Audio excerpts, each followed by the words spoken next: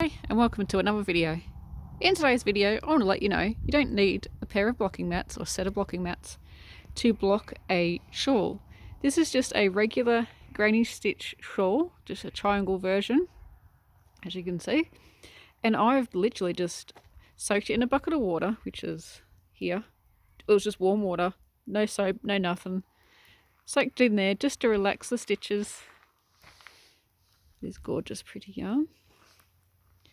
And then I've just pegged at the top in the last space of the granny stitch. Still got to sew my ends, as you can see. Just 2 pegs, one wasn't enough because this is soaking wet, it's still dripping. Did the same on the other side. And then I've just added 2 pegs to the bottom, just through the corner of the granny shawl, just for a little bit of extra weight, just to hang it down. And it works perfectly. I've done this many times before. So yeah, super easy way to do it.